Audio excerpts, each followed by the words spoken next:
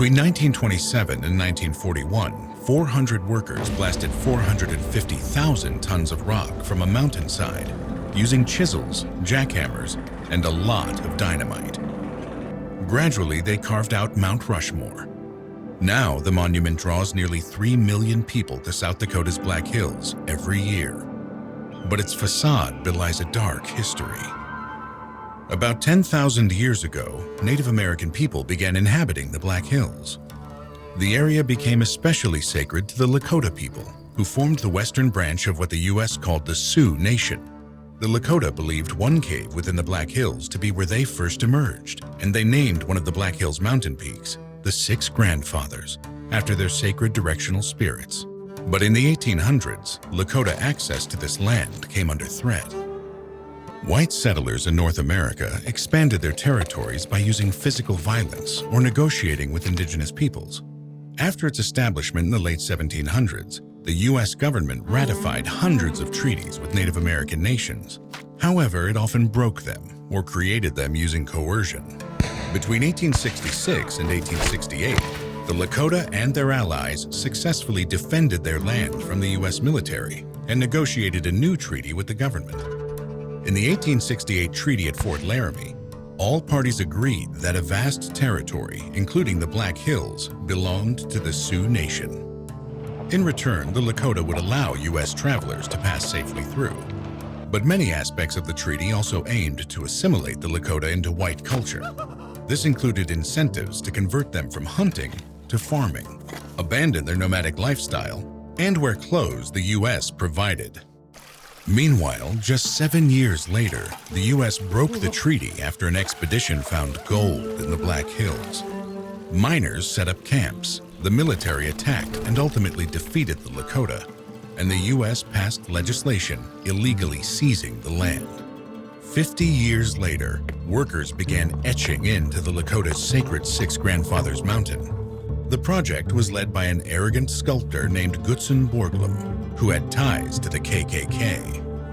A historian originally proposed that Mount Rushmore include Western figures, like Lakota chief Red Cloud, but Borglum chose to feature his own heroes.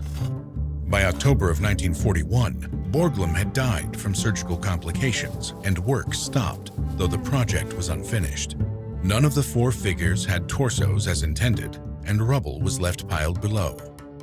To the Lakota, the monument was a desecration, and the presidents immortalized on the rock face all had brutal anti-indigenous legacies.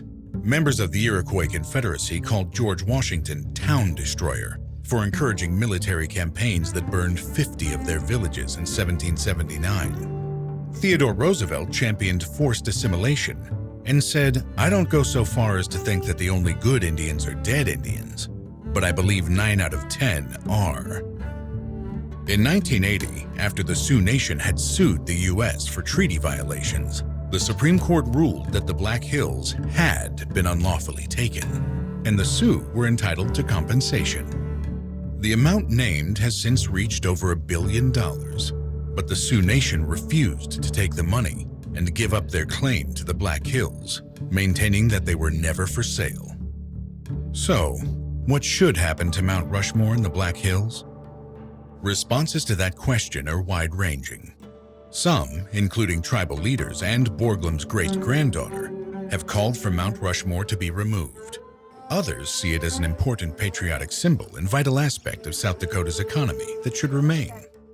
Many Lakota people want the 1868 treaty to be honored and the now federally controlled lands to be returned to their tribal communities.